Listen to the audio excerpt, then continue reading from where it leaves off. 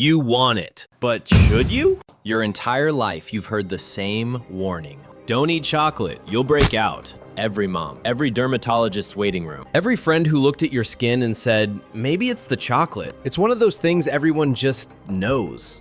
Like the sky is blue, like water is wet. Chocolate causes pimples. Chocolate equals pimples. Simple, logical. Except, what if everyone is wrong? What if we told you that the most prestigious medical journals in the world have found no direct causal link between chocolate and acne? What if the thing your grandmother warned you about for decades was never actually proven? The science is not what you think. Today we're tearing apart one of the oldest and most stubborn myths in skincare, and the answer is going to change how you look at your next chocolate bar.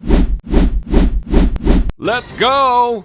Here's the roadmap, 5 parts, buckle up. Part 1, where did this myth come from? To understand where this myth started, we need to go back. Late 1960s, America. The post-war baby boom had produced an entire generation of teenagers, and they had a problem, acne. It was everywhere, embarrassing, and nobody understood what caused it. Parents blamed greasy food, doctors blamed hormones, and everyone, absolutely everyone, blamed chocolate. In 1969, a dermatologist named Dr. James Fulton at the University of Pennsylvania conducted a study. The study took 65 subjects. One group ate real chocolate bars, the other ate a placebo bar that looked and tasted similar, but supposedly contained no chocolate. After 4 weeks, the result was clear. No significant difference in acne between the two groups. Conclusion: chocolate does not cause acne. Case closed. Or was it?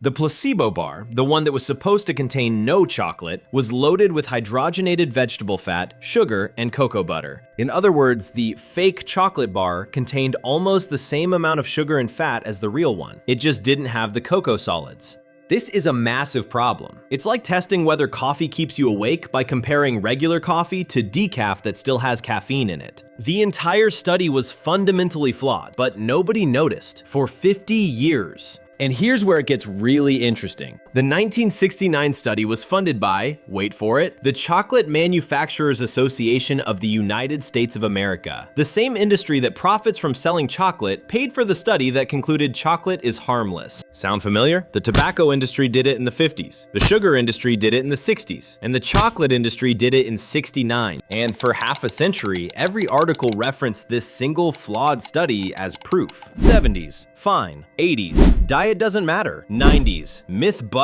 2000s, relax. All based on one flawed study. Look at this timeline. One study in 1969, then 40 years of nobody questioning it, then new scientists finally picked up the thread. Through 50 years of repetition, a maybe turned into a definitely. A telephone game played across generations. So we have 2 myths. Myth 1, definitely causes. Myth 2, definitely doesn't. The truth is somewhere in between, and to find it, we need both sides. Let's hear the arguments. Let's start with the case 4. Why do people believe it? Because there are reasons. Argument 1. Personal experience. Millions of people swear that every time they eat chocolate, they break out. Forums are full of it. Social media is full of it. Nearly 2 out of 3 people believe chocolate causes or worsens acne. You can't dismiss millions of experiences. When someone eats chocolate on Friday and wakes up with pimples on Saturday, that's real to them. Correlation isn't causation, but try telling that to someone staring at a breakout. Argument 2. The sugar-insulin pathway. When most people say chocolate, they mean this: a mass-market milk chocolate bar, 24 grams of sugar per serving. When you eat that much sugar, blood glucose spikes, insulin surges, insulin triggers IGF-1. IGF-1 stimulates oil glands, more oil, more clogged pores, more inflammation. Acne. Sugar triggers insulin. Insulin triggers oil. Oil triggers breakouts. Most chocolate is loaded with sugar. Milk chocolate, massive insulin spike. Dark chocolate, 85%, barely a ripple. Argument 3.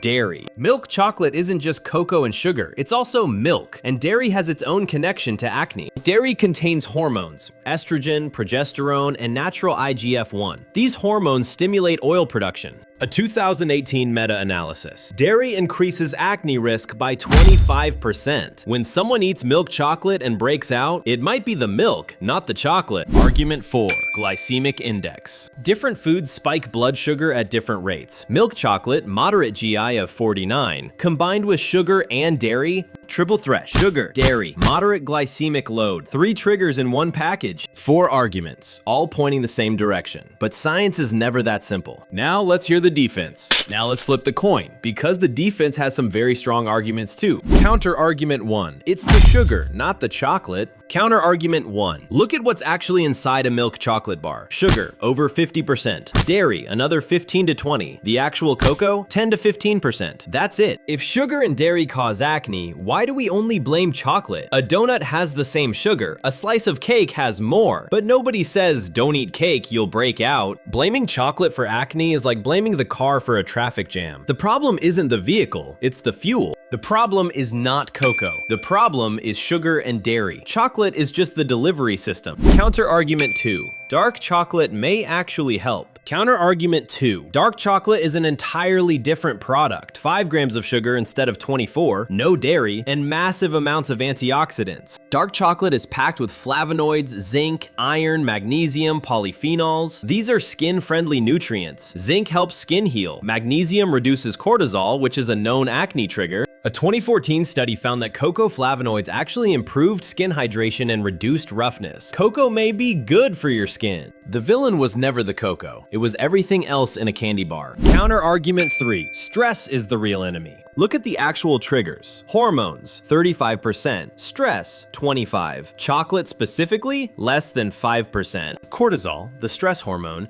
directly stimulates your oil glands. Stress is one of the biggest proven acne triggers, bigger than any food.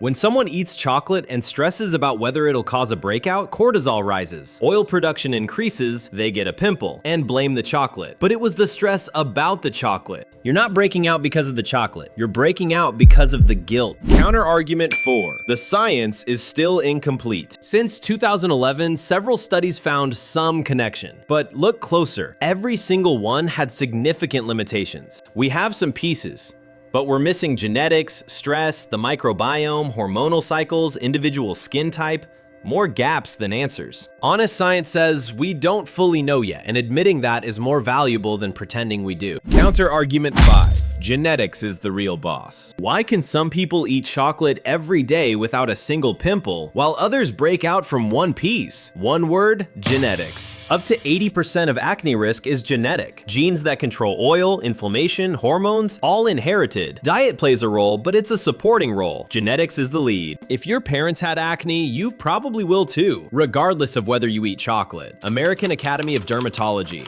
5 counter arguments, each backed by science. So where does that leave us? Guilty or not? Verdict. Not all chocolate is the same. We need to judge 3 products separately. Dark chocolate, 70% or higher, is probably safe. Low sugar, no dairy, packed with antioxidants. In moderation, it might even be an ally. Milk chocolate likely does contribute, but not because of the chocolate, because of the sugar and dairy. The cocoa is innocent. It's riding in a car full of criminals. Candy bars? Yes, they probably worsen acne, but calling them chocolate is like calling a hot dog meat. They're sugar delivery systems with a thin coating. Our verdict? Mostly myth. Cocoa is not the villain. It may even be beneficial, but sugar and dairy that come with it, real proven acne triggers. Next time someone says chocolate causes pimples, ask them which chocolate. But wait, there's one more thing. Before you go, there's one more thing, and it might be the most interesting part of this entire video. The Maya civilization consumed cocoa beverages every single day for over 2,000 years. The Aztecs valued it so highly, they used it as currency. And in all the archaeological and historical records,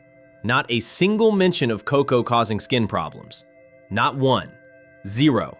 In 2,000 years. Why? Because they drank it pure. Ground cocoa, water, spices. No sugar, no milk. The cocoa hasn't changed in 2,000 years. We changed everything around it. We buried it in sugar, drowned it in dairy, turned the food of the gods into a candy bar, and blamed the cocoa for what the sugar and milk were doing. And here's the ultimate irony. The beauty industry, the same one that warns you not to eat chocolate, literally puts cocoa on your face. In moisturizers, in serums, in spa masks. They trust cocoa enough to put it directly on your skin, but warn you against eating it? The same ingredient. Applied outside, rejuvenating. Eaten inside, dangerous. Make it make sense. Cocoa, trusted enough to put on your face, but too dangerous to put in your mouth. So the next time you reach for a piece of chocolate, chocolate and feel that familiar guilt? Remember this video. Remember that the villain was never the cocoa. The villains are sugar, dairy, and 50 years of bad science. Eat your dark chocolate, just skip the candy bar.